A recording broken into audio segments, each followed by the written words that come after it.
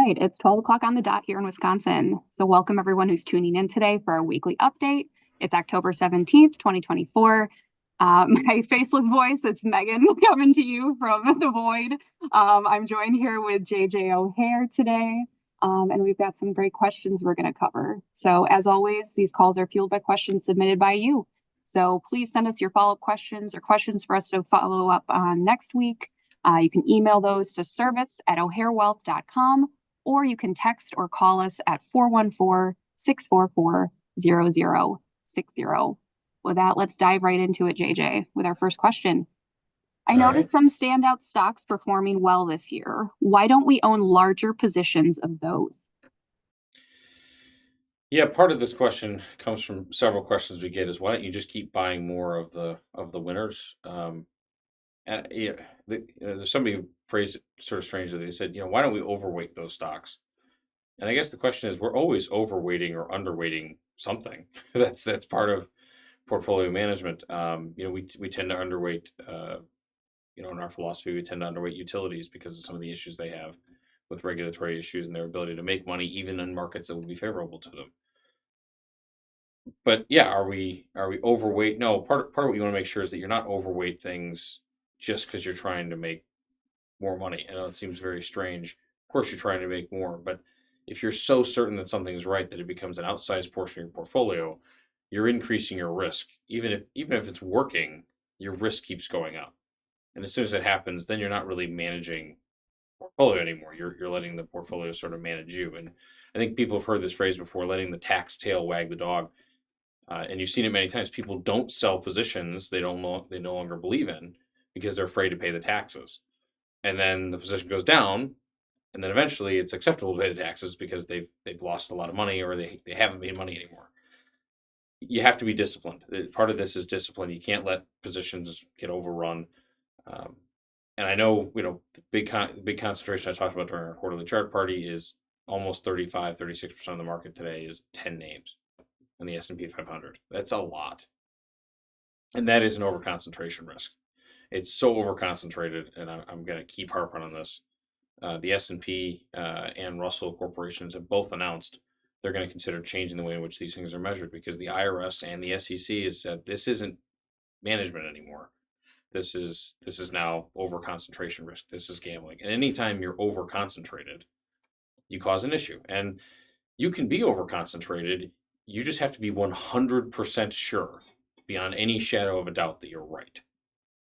And even then, I'd probably want to be more sure than that, because the reason we own a diversified basket of anything is because we're never 100% sure. Right? We're fairly confident. We're majority confident. We're highly confident. But to be 100% sure is a totally different thing, and nobody knows for sure what the future holds. And so being 100% sure is very difficult. As many of our clients know, we do our plans for all of our clients, and some of the best plans come out at 99%. We never say 100. They're 99% confident that it's going to work out because there's always a case that just you can't plan for. So, why don't we own larger positions? Part of it is you should be actively trimming positions as they get to a certain size. Otherwise, they will start to control and dictate the portfolio, and that's not proper money management.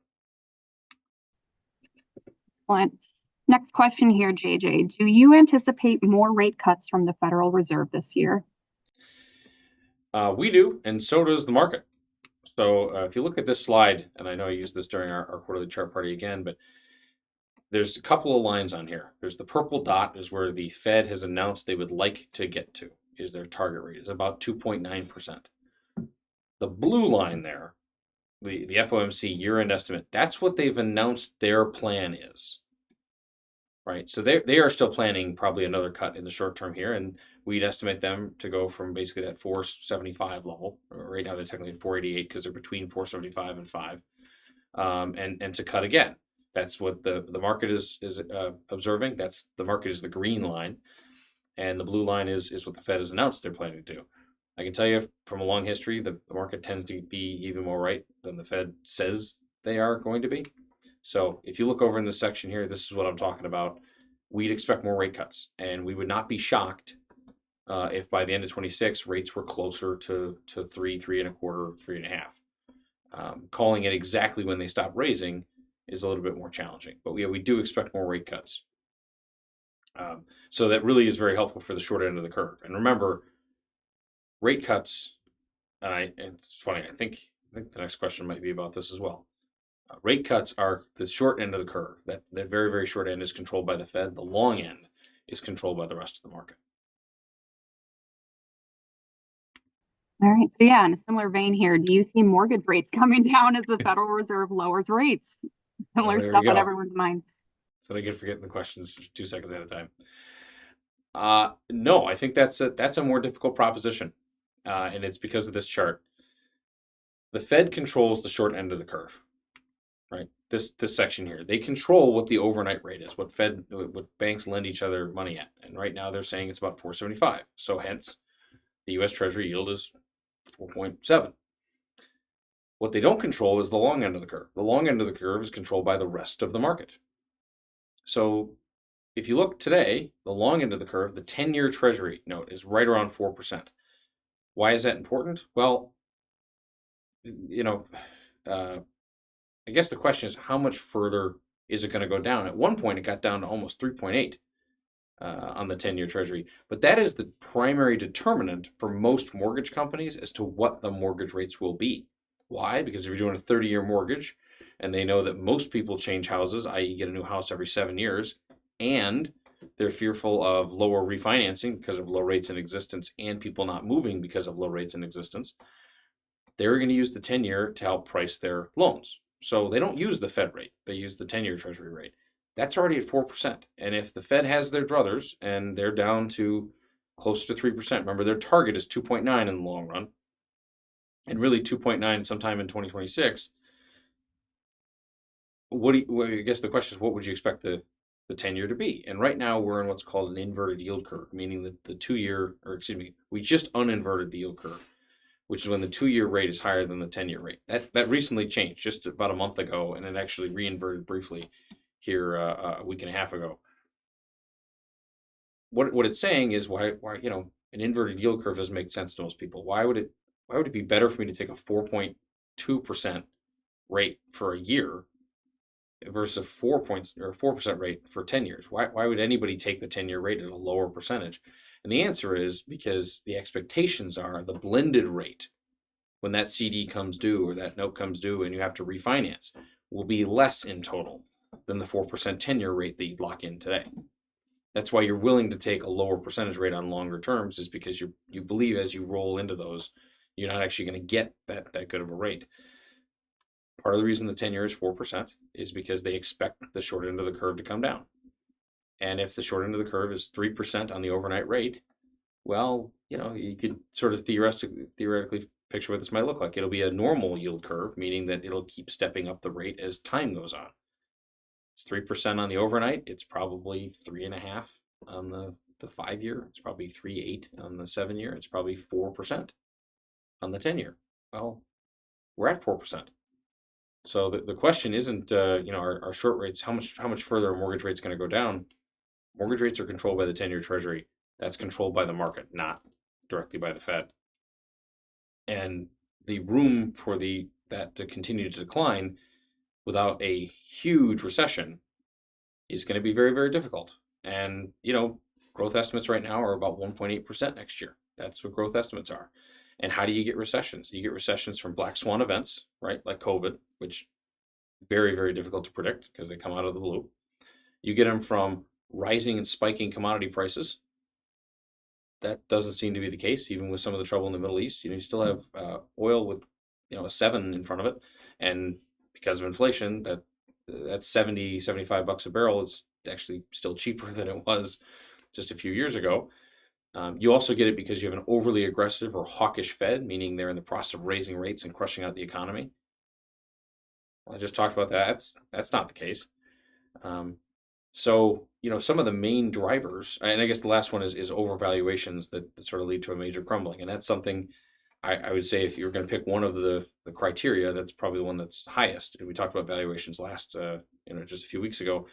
They're relatively high. They're a little bit higher than normal. They're not as high as they have been. But it's a concern. It's something we're trying to watch. But from a recession standpoint, without a recession, it's tough to think the 10-year Treasury goes a whole lot lower. And if it doesn't go a whole lot lower, it's really difficult to think that mortgages are going to be a whole lot lower. So with that, I think those are our questions for the week.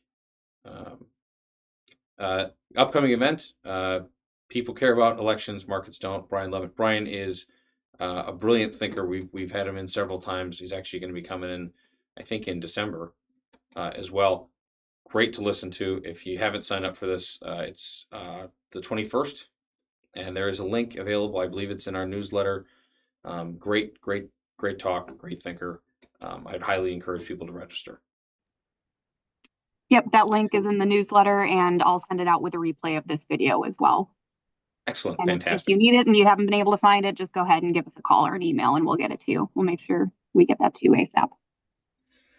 All right. And then book recommendations, Frostbite. Still, we're coming up to the end of its run here. As a recommended book, I will tell you, everybody I think I've talked to about it seems to find it fascinating. Several clients have read it, given me great feedback on it. It really is a talk about the world of refrigeration and food storage that we just kind of overlook. And sort of, the image in my head of how, produce makes its way to the grocery store really doesn't line up with reality. There's a lot more refrigeration. There's a lot more food storage. There's a lot more technology that goes into it than I think most people expect. So I think it was a very interesting read. It's pretty light, but it's a lot of fun. But the question I keep getting now is, what's the next month's book? People are asking for the to get ahead on it. So we'll talk about this next month, but I believe our last book of the year is going to be Thinking in Bets by Annie Duke. Smart decisions when you don't have all the facts. In short, talking before about why don't you overweight, Annie Duke is a professional poker player, and as she would tell you, it doesn't matter how sure you are or how good your odds are. If anybody understands poker, you can always catch a bad card on the river. And you have to be prepared for that. And you have to be thinking in that process that sometimes you can make all the right decisions, still have a bad outcome, and other times you can make all the wrong decisions and somehow still have a good outcome.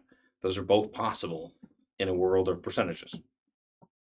So with that, I'm going to conclude for today. I know the last piece of news I'm probably going to get questions about that wasn't out there is our associate, Amanda, recently took on to Greener Pastures. She took on a new opportunity. We're very proud of her, very excited for her. Ultimately, it's a little bit of a disruption for us, but it's nothing we can't handle. We were kind of prepared for this in the sense that, I'm always trying to be prepared for something like this happening. I'm prepared for the eventuality that, for some reason I don't show up one day. Trust me, I think about these sorts of things a lot. But no, in that we're very, very proud of her, and we wish her the best. That concludes our call for today. I really thank everybody for joining us. If you have other questions, really appreciate getting them in the future. Thanks, everybody.